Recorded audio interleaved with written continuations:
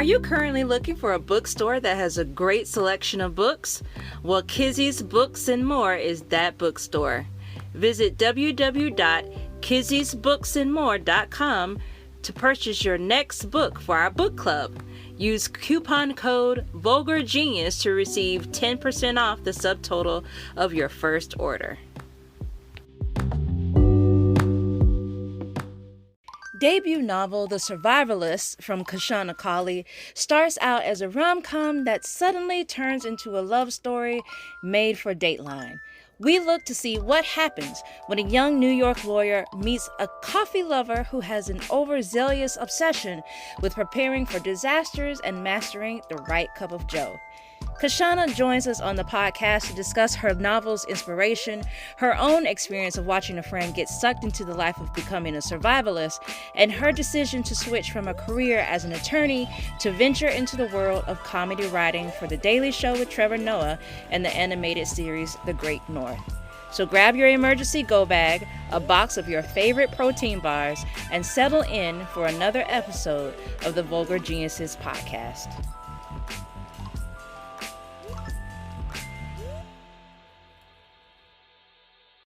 What's up, everybody? Welcome back to another episode of the Vulgar Geniuses podcast. We are your hosts. My name is Denny. And I am Veronica. And today we are joined by our book of the month for February author, Kashana Cauley. Kashana is the author of the novel The Survivalists, which was published in January 2023 by Soft Skull Press. She's also a TV writer who has written for The Great North, The Daily Show with Trevor Noah, and a former contributing opinion writer for The New York Times. She has also written for The Atlantic, Esquire, The New Yorker, Pitchfork, and Rolling Stone, among other publications. We are so grateful to have you on the show this evening. How are you doing today? I'm doing well. How are you doing? We are doing great. Your book, we could not put it down. It was a delicious meal. It's been a very long time. We've read a lot of books, but nothing like this in quite a while where we're just like it read straight through. It was like the best thing for us to start Black History Month out with the brand new year. This is the new year for us. And so we just want to say thank you for coming on our show. So what we like to do is we like to loosen up the bones before we get into the meat of the conversation. So I'm going to pass it off to Denny. Yeah, I've never seen Veronica read a book so fast. So, you know, she has never been, she proclaims like a slow reader. And she, I think, finished this in a day. And she was like, I'm done. So, you know, but the most important thing, since we're talking about the survivalists, what are the things that would make it into your go bag? Oh man, I have a go bag. It's because I moved to California right before the pandemic, and they were like, there are earthquakes here. You need an earthquake bag, and that is an earthquake. Well, it could be a go bag if you have to go, but apparently it's a stay bag if staying makes more sense. And so I already do have a radio that I've never turned on, batteries that I'm not sure if they work. There's like a first aid kit. I hope nobody gets injured. I'm bad at that too. There's like, if I was doing better at this, I would put food and like water in there or something to like disinfect or clean water, because you gotta have clean water. Yeah, just, and anything else. I would like just matches. I know people pretend they can start a fire from sticks, but like, I'm actually from Wisconsin. Like, I tried that. You can't do it. Lies. No, that's very true, because my husband is into camping, and then there's this one time we are all very hungry, and there's this meat staring at us needing to be cooked, and he's like, 10 hours later, me and my sisters get hangry. So I wasn't impressed. Next time, bring a match. Yes. Pack the matches in the go or bag. A grill. Yeah, that works. Yeah. Nobody got time to do this. Just get one of those grills with wheels, and that way you can roll your whole go bag down the street. Yes, there you go. That was my Christmas gift that same year. So, What coffee tasting notes are your favorite? I'm a dark, heavy flavors kind of girl. I like chocolate and butterscotch, and like sometimes they say coffee tastes like red wine. It doesn't, but that just means it's heavy enough for my tastes. And then like caramel and like in general, if you go, that sounds heavy, that's my jam. Really dark grapes, like the super dark fruits. Yeah. Yes, same. Do you remember when you had your first cup of coffee? When you're like, life. No, because I know roughly when I had that first cup. It was in college and it was terrible. This was like before coffee was good. And so it was just that thing that you took to stay awake because you were up till 4 a.m. like doing things you maybe were not like commensurate with going to class. And you were trying to pretend that like 16 to 24 ounces of coffee was going to get you through that. But like I remember my first good cup of coffee. It tasted like blueberries. And I could actually tell that. And I was like blown away. Do you put stuff in it? Like you add sugar or milk, or you just keep it all natural? Yeah, black, because that way you can taste the notes. Yeah. Yes. Yep. I used to call the college coffee sewer water because it tasted like sewer water. And then my husband is obsessed with coffee beans, the grinds. We went to Mexico. We walked like 10 blocks to find this roaster. OG.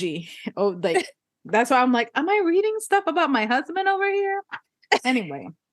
We did that. Me and my boyfriend, who was now my husband, and his friend, we went driving around like the backwoods, North Carolina to find a roaster. And we finally got there and we're like, well, yeah, we'd love to try stuff. And they're just like, we're not like a cafe. Like, we're not open to the public. Are you guys like coffee professionals? I would have answered yes. Have you heard of this cafe?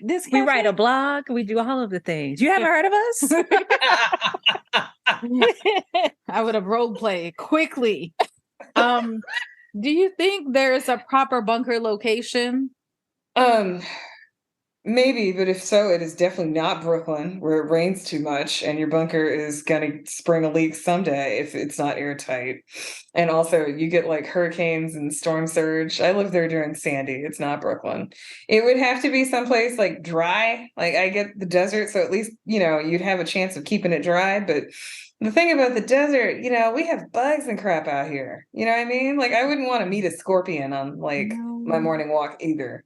No. So I guess I'm tentatively gonna have to say desert, or at least not Brooklyn, or at least not someplace with tons and tons of heavy rainfall.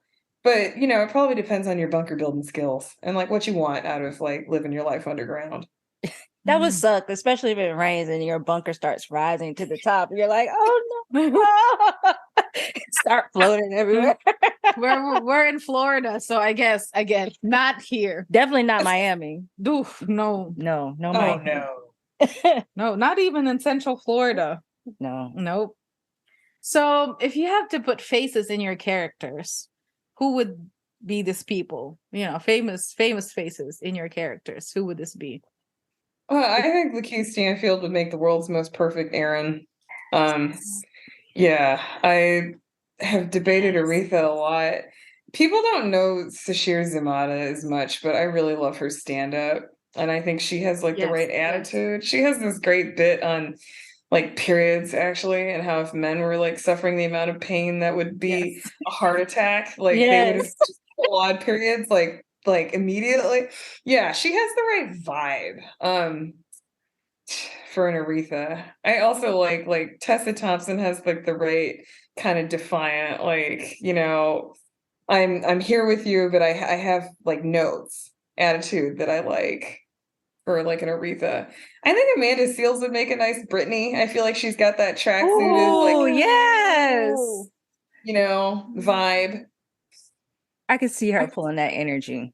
Oh yeah, for sure. And I think honestly, well, the best Aaron I could come up with would be Garrett Hundlund because, well, Aaron is not Aaron. James.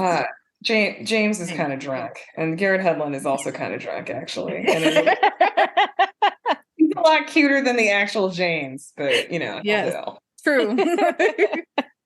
Yeah, because we were debating on this earlier, and every time like Veronica would mention it, James like, no, they're too good looking.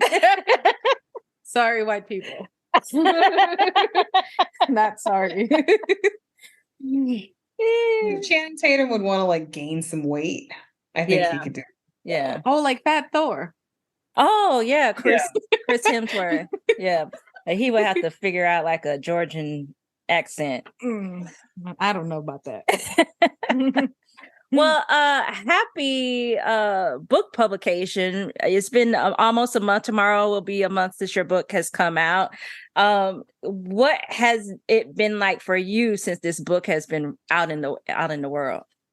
Nuts. I mean, I didn't think this many people would care. I have been like on the phone, on the radio, like talking to folks like most days since it came out. It has been just a pleasure to see people connecting with the book, asking good questions, wanting to mix it up. I honestly was just like, who's going to care about a bunch of weird people who built a bunker in Brooklyn? I mean, like I do, but yeah.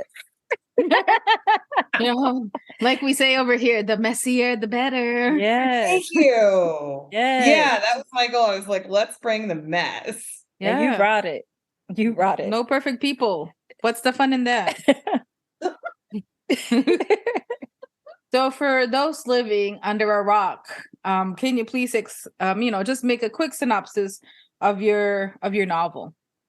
A very straight-laced, follow the rules lawyer who is very single. She's Black, meets the perfect guy. He's Black. He runs a coffee company and he has his own brownstone in Brooklyn. And so she's like, wow, he's loaded.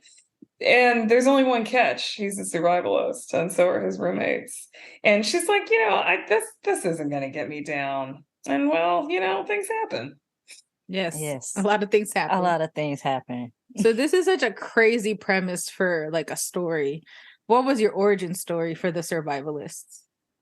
My parents, I don't know that they would call themselves survivalists, but they did have an enormous stash of food that I was not going to eat if there was an emergency. Like we're talking like canned ravioli and canned chili and stuff. And I was like, guys, like this is not apocalypse. And they also have like a gun stash, but it's Wisconsin. People have guns, and they always claim they were going to hunt, even though they don't. But that's actually pretty Wisconsin too. They were just like, we're prepared just in case, like just in case in their minds could be anything from weather, the ice storms, the tornadoes or whatever, to like, well, you can't call the cops, we're Black, we can't call the cops. I'm like, yeah, we can't call the cops, but like, I don't see myself as John Wick. Like, I don't think I'm, I'm not, I don't think you are either. I think you are just middle-aged parents and life here is kind of boring, and that's cool. And I think deciding that maybe doomsday is like a thing is less boring. But there were also two sets of New York City doomsday preppers that really got to me. One was I'm sure they thought of themselves as like a Bonnie and Clyde type, stockpiling guns and like this rich neighborhood in Manhattan with like no crime, nothing to be worried about. The most terrifying thing in their neighborhood, the prices they charge you for food. And then at the end of my block in Brooklyn, there was a guy on top of like a very trendy ramen shop who also stockpiled an absolute ton of guns. And I was like, oh, I'm sorry. We were neighbors. How did you find out that they had a stockpile? They covered this in the news in retrospect, like, because at the time, I know they've changed the gun law since, but just possessing a gun in New York was illegal enough because chances are you didn't go through like the 80 million point process. You had forms, you had an interview, you really had to state a purpose as to why you want to own a gun. It had some of the strictest gun laws in the country. The Supreme Court has tossed those, and so I think because of that, the idea that people would have that many guns was inherently newsworthy in a way that it is not in a lot of other places in the US. Man. I was telling Denny, I shared a story with her that she didn't know about. I thought I had told her, but like 13 years ago when I was on OkCupid, they did this thing where they would refer like, oh, this would be a good suggestion for you to meet this person. And it was this guy, and it went to I copied and pasted because I was like, I got to keep this because no one will believe me. And it's his self-summary about how he has been surviving for a few days out in this bunker. And he's like, it's been crazy. Like the zombies are out. And, if you want, you are more than welcome. I have up to like space for 12 people here. You can come, just contact me and let me know. And he would update like a journal. I would keep going back because I'm like, oh my goodness. And that was like in July. And then September, it was in the news. They found his bunker. He was involved in like a chop shop thing, and he had stolen like a food truck, and he had a bunker, and they unearthed it. So when I was reading this book, I was like, oh, memories. I could have dated that guy. He was cute too. That was the thing. I was like, she could have been, you've been Aretha, girl. So your book brought back a lot of memories for me. So don't trust OK Cupid. Don't trust it. Don't trust it. So, which then it also reminded me of the 1999 classic Blast from the Past, starring Brendan Fraser, Alicia Silverstone, and Christopher Walken. And it followed the patriarch of a family who was so paranoid during the Cold War that he decided that he was going to build this bunker. And something happened. He misunderstands it, and he thinks it's the start of the nuclear war. So they go in this bunker. And they stayed for like 30 years, had a child down there. It's really one of my favorite movies. I always go back to it. And so, that movie, as well as like TV shows like the like Survivor or The Walking Dead, came to mind when reading your novel. Was there ever, or were there any artistic, cultural points that you pulled from it within your research to write this book? Well, culturally, I just read everything about the Bundys that I could get my hand on. I was just obsessed with them. I was like, guys, you and your friends, you have a lot of guns and you're on federal land and it's been going on for weeks and you're not dead yet. This is amazing. Yes. I showed up in the middle of like Oregon or whatever with my buddies all armed to the teeth. I don't think I would have lasted like 10 minutes. I would have been gone in the first minute. I was like, peace out. Let's go. Was there anything else, or was that your main focus on where you were pulling from for this book? The only other influence I probably had, I did do a little research. I saw people talking about their lifestyles on YouTube. But my freshman year college roommate was dating this guy. Like, we absolutely loved her boyfriend before that. They were together for like 15 years. And then she just had a moment and she dumped him. And she got with a guy who, as he put it, had a preparedness hobby and took what he called a military transport vehicle and to move in with her in Baltimore. And we, like, me and my friends were all like, I'm sorry, do you not like the people of Baltimore? Why are you bringing a tank to go live someplace? She's like, we didn't end up going to visit their house because I was kind of scared of this afterwards, because she was like, okay, you know how the old guy, he like filled the attic with books? Well, like the new guy, he's just going to fill the attic with guns. That's just how we live now. And like, I had this chat with like my husband afterwards. We had been friends with her for like 15 years, but sometimes friendships end like right around the time that your friend is like, I am really armed now. Whoa. Yes. Are they still, do you know if they're still? I have no idea. I really kind of ducked out of that situation the minute I found out how much he was packing. And be like, I'm out. Man. Nice knowing you. Jesus. See you on the flip side. Man, he must be a romantic at heart. Maybe that's what pulled her in. I don't know about that. So you stated in a previous interview with Mateo Escaraport that you had been on this writing journey for like 10 years. Was this the book that you had been trying to put together during that course of time, or did this come later for you? What's funny is this was always my dream product, but I spent like 8 years working on another book. It was about a bunch of musicians and like the history of like Black people in rock music and how they were trying to like carry on that tradition, even though they were like playing these gigs and everybody was just like, why are you Black? Oh, but music books are tough. It's hard, I think, to write a book about a band you can't hear. Like, so what do people connect with? Like, it's hard to describe the music in such a way that you can connect with it. I always cite, there's The Last Revival of Opal and Nev by Donnie Walton as a book that actually does a good job with, so you can't hear the music. How do you connect to these people? And I think it's because her characters are so good. I really loved Opal and Nev and the scene in the 70s and like protesting that guy with the Confederate flag. But yeah, I spent 8 years trying to do that and not succeeding. And then I went, why don't I actually sit down and write my dream project? And it came out in like 6 months. And I was like, wow, I should do this. You finished this book in 6 months? Yeah, the first draft, which is substantially what is here. There are like went through rounds of edits with my agent, rounds of edits with my editor, but the structure, the characters, like the topics, the themes, and a lot of the arc is still there. Oh, wow. Man, that's awesome. That's awesome. Well, I know we have a lot of questions about your book, and we're trying to be as spoiler free as possible. But we really love the characters. It's such a character driven novel. So a lot of our questions will be focused on that. We hope that you don't mind, because I think we just fell in love with everybody that's in this book. It's a love-hate relationship. Don't get it twisted. Okay. Like, we love them, but also it's like, why, right? But humans. So, since we're talking about trying to survive, it can mean different things for different people. Aaron specifically said to Aretha that he's not really into the survivalist thing like his roommates, but as the story progresses, we realize, the readers, that they are more alike than different. What made you explore this common trait for people of color, that we are so good at like distracting ourselves from really facing our problems or realities and or our fears? It's like, oh, I'm not involved. This, very avoidant.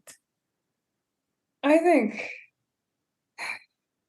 there's a lot there, like in the answer to that question. I think some of our fears are hard to deal with. I hate generalizing across people of color, but I'll just speak from my experience. I think some of my fears have been difficult to deal with because like sometimes people don't believe that bad stuff has happened to me. I feel like sometimes, and the other folks of color I've talked to, just we are not necessarily believable by third parties all the time. And so it's easy to put fears and concerns like that kind of off if you don't feel like people are going to believe you when you talk about them. Or if you think that what you've gone through is a little too deep and people won't want to talk about that either. I have a lot of friends like that of color. I've gone through some of that stuff, and it's just like, well, do people want to hear about this traumatic event? Are they going to decide that, like, I've experienced too much trauma and like we shouldn't be friends because like they think very heavy things when they look at me? I think the characters in the book go through some of that, like this Aaron and his like Hurricane Sandy experience. I know a lot of people with crazy Hurricane Sandy experiences. I ended up living in Chicago for a month because I couldn't go back, and my power plant blew up on YouTube, and my apartment building flooded a bunch, and my husband's work flooded a bunch. And it was just like, but you don't want to hear the story of like a month in Chicago, do you? I mean, and on all things considered, we got lucky and we were someplace else at the time, and like my husband's job put us up and all that, but just also like like feet of water, like our fridge, everything like rotted in our building. Our neighbors were just like, yeah, people were going outside and trying to take pictures of the water and getting swept away. And talking about that stuff, I think, can be intense to other people. Yeah, because I think it's like, you have those that don't experience it and they don't know how. They feel like, am I supposed to console this person? Like, I don't know if they want me to console them. And if they do, I don't know what to say. And then they get all weirded out. And you're just kind of like, oh, okay. We had a really bad hurricane last year, and our house got like utterly destroyed. And so, like sometimes I would tell people and they'd be like, oh, I'm sorry. And then it'll just move on to the next conversation. Or just like ask some random question that has to do with the hurricane, even though knowing everything that happened, and still not like address it. So I know exactly what you're talking about, where you have some people who just don't know what to do with the information. But that's between them and their conscience or whatever. But it's the processing of it all. So what was going through your head when you were writing Aretha, when she's getting sucked into the survivalist mentality, and knowing that the readers would be slowly seeing her imbibing this culture? One of my favorite books is called The Believers by Zoe Heller. It's a set of parents and their 3 kids, and the dad is like this big like civil rights lawyer, and the mom is a stay-at-home mom, and they're both secular Jewish people, and their kids go off and have a lot of different lives, but one of them kind of moves deeper and deeper into like being a Hasidic Jew. And she's like really uncomfortable with this at the beginning. She comes from this secular background. She doesn't know what these traditions and these rituals are for. She doesn't understand them. She doesn't get them, and she doesn't love them. But every time she goes and stays with the family or goes to religious service, she gets sucked in like a little bit more each time. I love that in just terms of, so maybe you're in this experience and you're kind of intrigued by it, but you're not sure what's happening. How do people get sucked in? How do people keep going back for more, even if it's not necessarily something that lines up with their values or something that's objectively a good idea?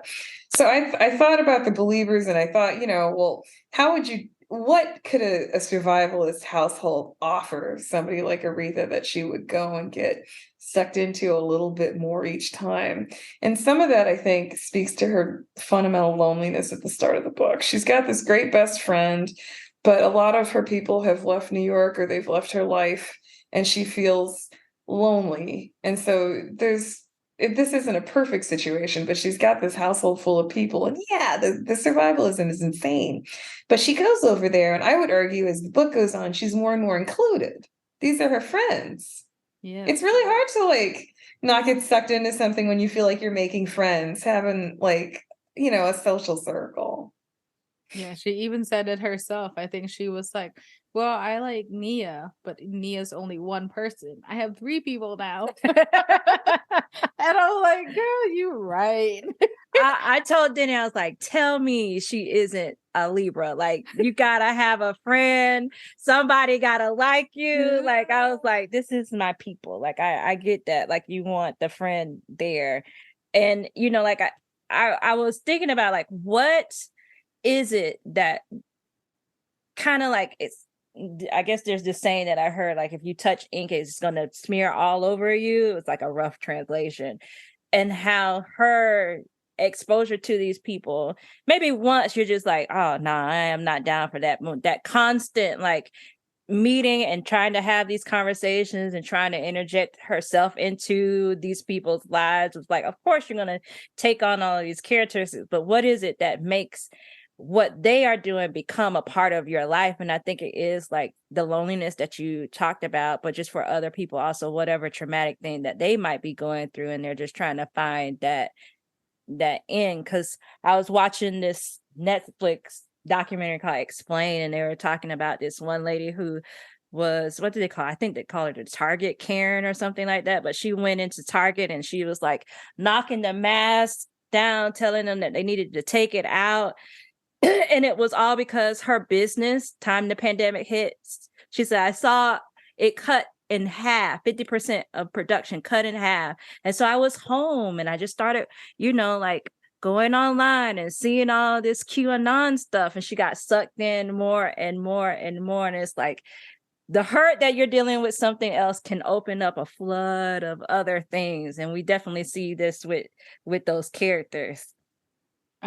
Brittany's character to me when I met her was she was fully developed.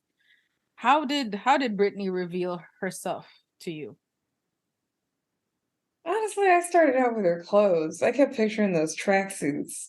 And then I was like, well, what kind of woman would really wear these tracksuits? And what kind of woman would just be like, so I wear these tracksuits and I don't really deal with people and I'm really more into taxes. Like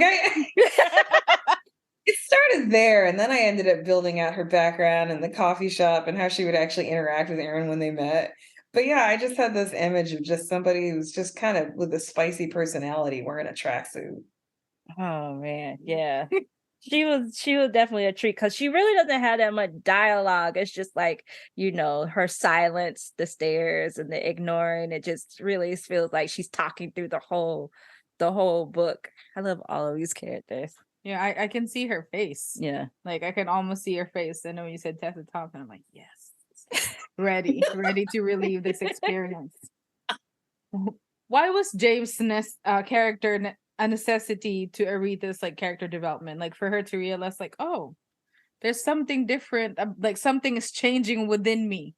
Because I think it was really James that kind of like pushed her a little bit more to the edge.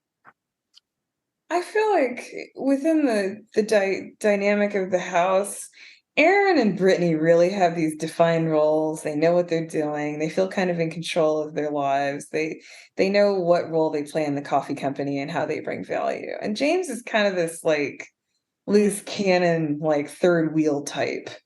And in a way, Aretha is too when she moves into the house. She doesn't really have a role with the coffee company. She loves Aaron, but he has to go and like serves beans all the time. And so I think she ends up IDing with James a little bit more because they're the two people who don't have these firm defined roles in the house. And also because he's there. He makes himself available to her.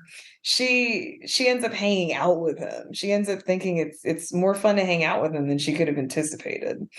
He takes her through that journey because he's the one who sucks her most deeply into the culture of the house. And I think she ends up learning like what kind of person she is as a result of hanging out with him, to good and bad effects. I think that's the role he plays. Yeah. James is something else.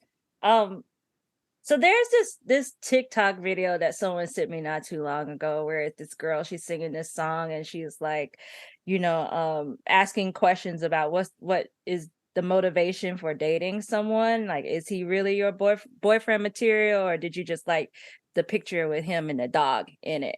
And so when I think about like Aaron gives that vibe of like, well, was he really boyfriend material, or was it because his parents are dead? And it feels like, is it safe to say that it feels like it's like a cautionary tale when you're talking about Aaron, considering that he does have his own trauma, but like the reason that was what attracted her in the beginning, other than him being handsome, was the fact that his parents were dead. Yeah, I feel like she just possibly because of the loneliness, possibly because she really wanted to find a guy for so long, was just kind of uniquely susceptible to a guy who just really looked like a good idea, but was not. Yeah. I'm like, been there, done that. So, obviously we spoke about this at the top of the hour. Like, this book is very funny. So I was just curious as to when was the first time that you knew that you had the ability to make people laugh? My kid was getting too old to put random stuff in his mouth. And I was freelancing and doing some like temp sorts of work, but I had no idea what I was going to do. And I was like, you know what? I've always wanted to learn how to tell jokes. I started hanging out on Twitter and like just trying to figure out like how did people like structure jokes, like what were setups and what were punchlines.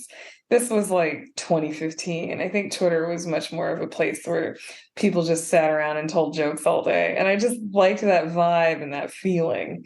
But I also like grew up with parents who like listen to stand up in the car. I've always liked comedy. Like people who say they're not like that, my parents were generally like, this is a Richard Pryor bit, this is a Sam Kinison bit, this is a Robin Williams bit.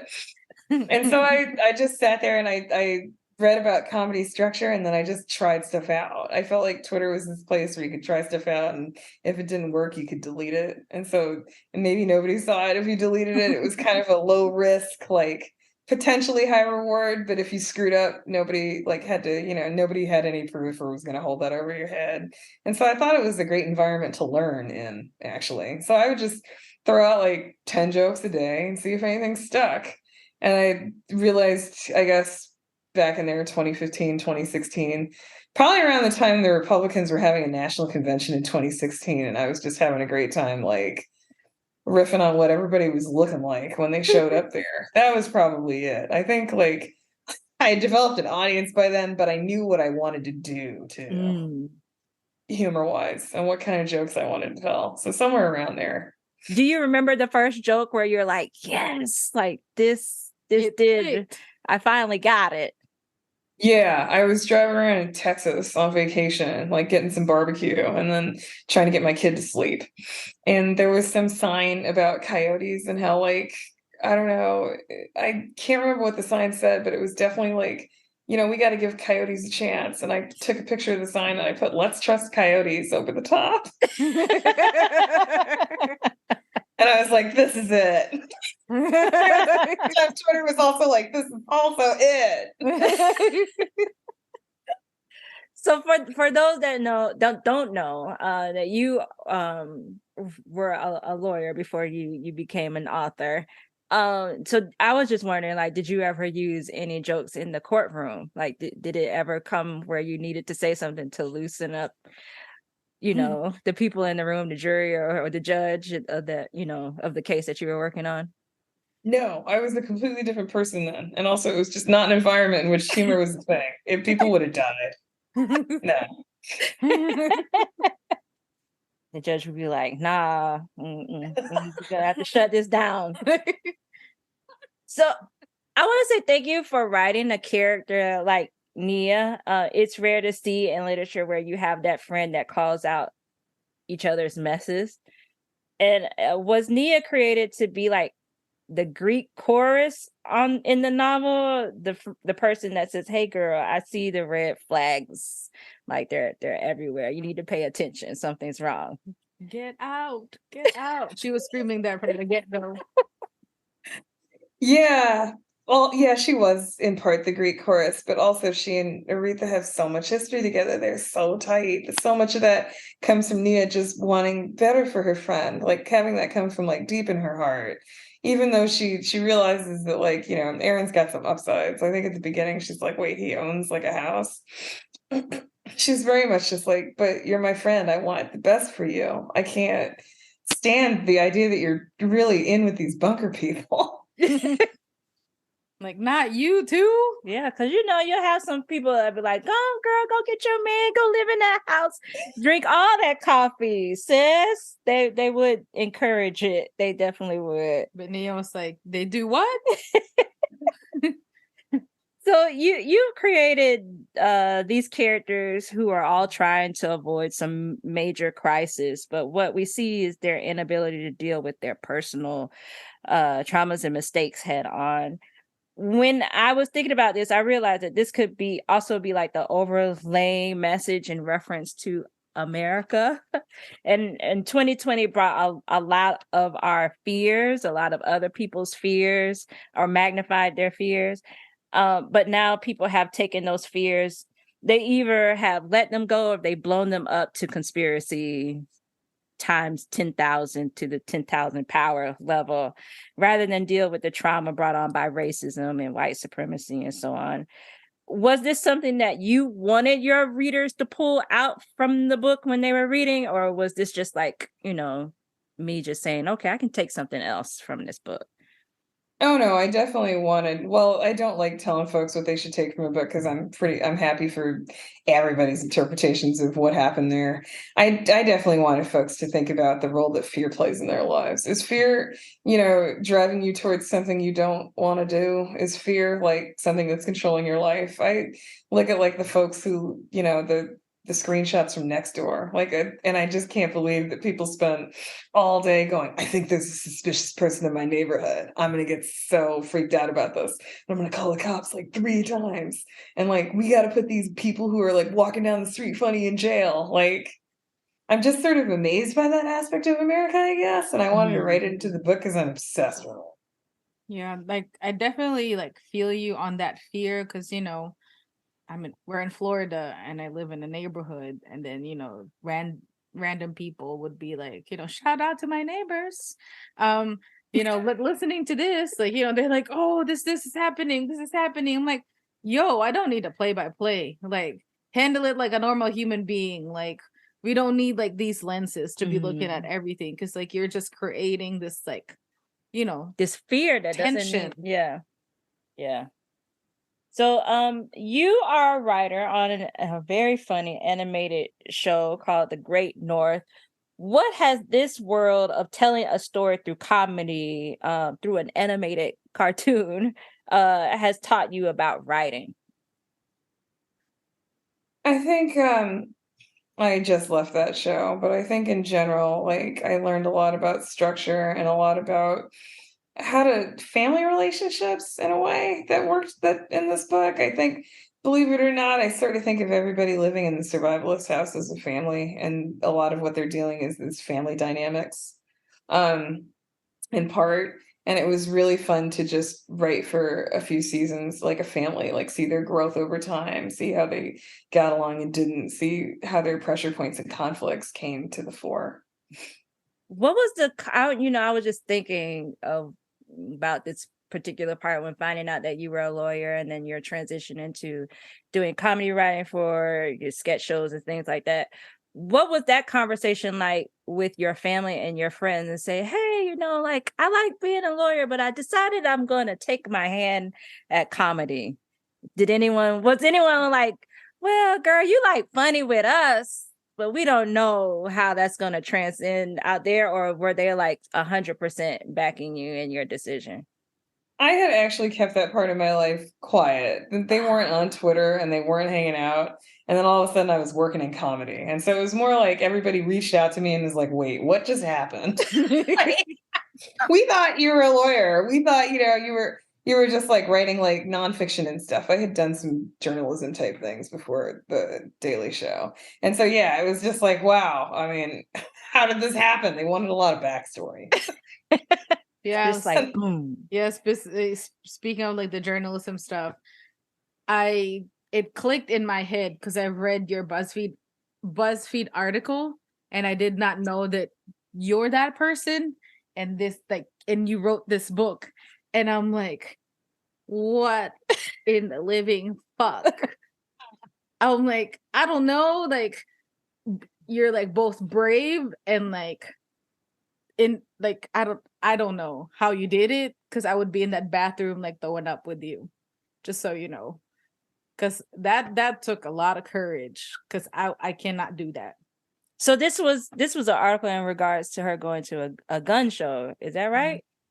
Yep, in 2015. I drove across the country to Indiana because I really wanted to cover this. I had a cousin who got into some gun-related trouble, and I just really wanted to understand, why do people do this? How do people buy guns? How do these gun shows work? Like, how do you get inducted in this culture? And so I decided to go out and cover a gun show in Indiana. So I drove for 2 days, and then I got out of the car, and there are these two guys in the front, and they're like standing with their elbows on their rifles, like their rifles are walking sticks outside the school where this was taking place. And was that like a school? Yeah, I think it was at a school. It was just the weekend. And so they were using like the cafeteria to sell guns. And I was honestly like, and I should know I grew up in a gun household, but my family isn't like, let's take these outside. Let's demonstrate that we have them. It was just their own private, protection and maybe hunting thing. And so the idea that people would stand out in like school parking lot with like rifles threw me off. And then I did actually crawl in, see several thousand guns, go immediately to the bathroom, have a panic attack, take some deep breaths, and go back out there, case the room 3 times and go, who is it in this room who is actually going to talk to me? I went like incognito. I wasn't like wearing a badge or whatever. If people asked me if I was a journalist, I said so. But the best thing about doing that in 2015 and in Indiana is nobody knew what BuzzFeed was. They had actually at this gun show had issues with journalists trying to come up and see what was happening. But those folks had tried to be more visible. They were like, oh, I'm from some outlet they'd heard of. It's really nice to be undercover.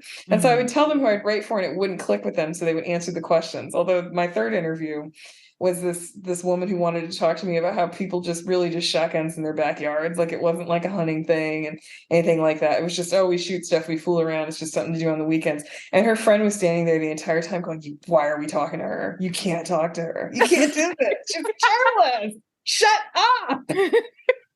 I'm like, nope, I got all the dirt. Thank you. When you pitched this idea, what did the editor say to you? Or like, okay, let's just go out and do it? Or they were like, are you sure you want to do this story? I pitched it to 2 different places because I had it going with Vice first, and then my editor disappeared on me.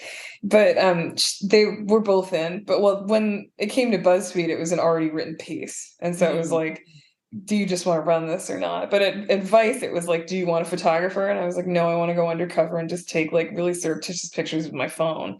Do you want like backup? And no, I don't want to go in there with like a posse. I really want to be like as subtle as possible so that I don't draw a lot of attention to the fact that I'm a journalist at your gun show. And I think they thought that was all insane. But, I went in there, I took a bunch of very subtle pictures with my phone that all got published. I asked them questions and to this day, nobody has ever found me from there. I'm amazed. I feel like, and just said, why were you here? Why were you asking people questions? Because they were very anti that. Like, I talked to enough people to know that they did not like journalists. They had a journalist sniffing around. And so I honestly still expect to get found out someday. But 7 years and counting, Have you had any interesting interviews from people, not interviews, but reviews of your book where they thought it was one thing and then they realized they're like, oh no, this is just a regular book? Or you haven't had that yet? I feel like if you haven't, it's coming. The reviewer at the Wall Street Journal who reviewed my book was just like, it really sets up for a thriller, and I'm so glad it's not a thriller. I'm so glad that it's just like, hitting on things like high rent is something we're trying to survive, and like trying to find, housing generally, and like affording cities, as opposed to just, a thriller about guns and bunkers. And I was like, thank you. Like, he was very much so I thought this was going to be something and it turned into something else. And I'm really, really happy it didn't become like a thriller. And I love him. I want to tack that one on my wall. So we have come to the part of our conversation where we like to ask every single guest. We want to know what your top 5 favorite books are of all time. Or are there 5 books out in the world that you are really excited about that you want people to know? This is just going to be 5 books I am really excited about and love talking about.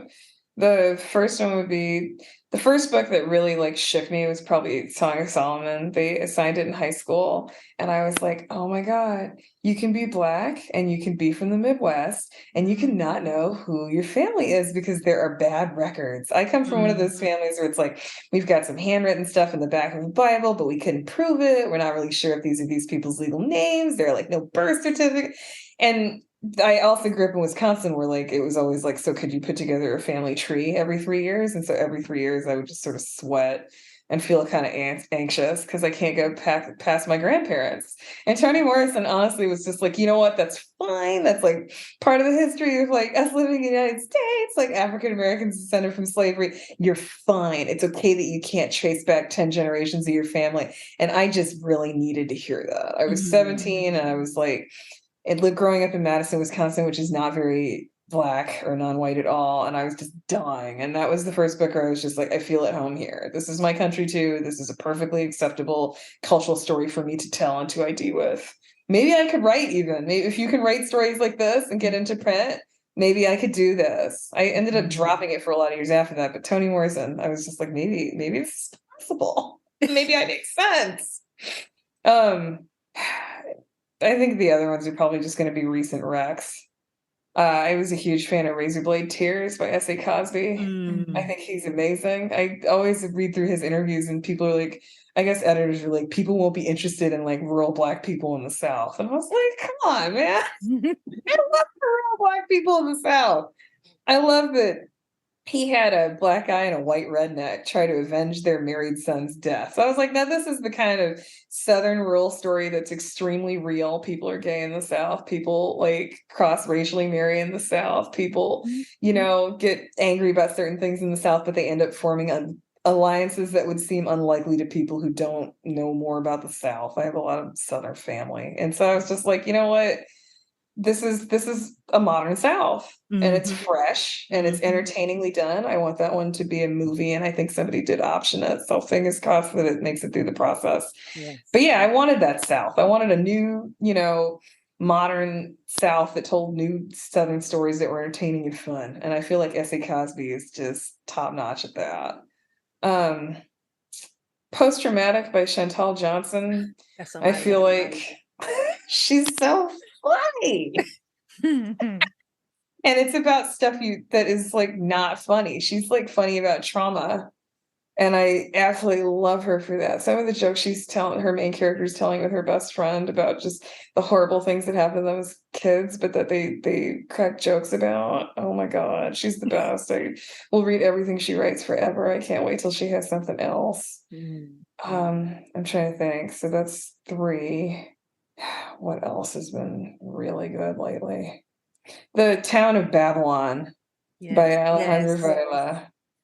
I didn't know I'd be interested in a book about the suburbs. I'm from a city in Wisconsin. I've only lived in cities. I just were like suburbs are, those places where big box stores are and whatever. And he just digs deep into the people in this town he's from and what brings you out to the suburbs and also the choices that people made to keep themselves there and their families in good shape and how torn they felt. There was this section about like a Black mom trying to decide like where to send her kid to school. There were sections about his parents, Latino parents, trying to figure out where to send their kids to school. Like, these are real things. I've had these debates with myself. I know lots of people have. Some of the realest characters I've read in fiction in a long time. Just everyone felt alive. Yeah, that definitely was one of our faves that we read last year. And, it's like, I've never really understood the not wanting to go back home, mentality until reading that book. Cause I'm like, I like my home. Like, I understand why people don't want to go back, but then I'm like, I get the not wanting to go back to high school, like the reunions and all of that stuff and seeing those people and just the way that he told that story was just so well done. That definitely was one of our top faves with a hint of humor also, because like if you don't laugh about hard things, you're gonna go fucking crazy. You're gonna go crazy, so you got to write it in a way that you can like also digest it, or else you're gonna be like, the world can just burn. I don't care. So what was your number 5? My number 5, trying to think of what I've been really obsessed with. I like The Glass Hotel by Emily St. John Mandel. I really liked, I know everybody likes Station 11, and I like Station 11, but I really just liked reading about all these people that were just completely traumatized by the financial crisis, who did not trust each other or anyone else ever again, and were just holding out in their own little holes, like not trusting people. I also think that she did a really good job in the second half of the book exploring what happens to people who are dropping way beyond the middle class and like way even out of like poverty that's stable enough to be stuck in one place. I just had not seen a lot of folks cover, so I'm living in an RV, so I'm moving from place to place seasonally for work in like literary fiction before.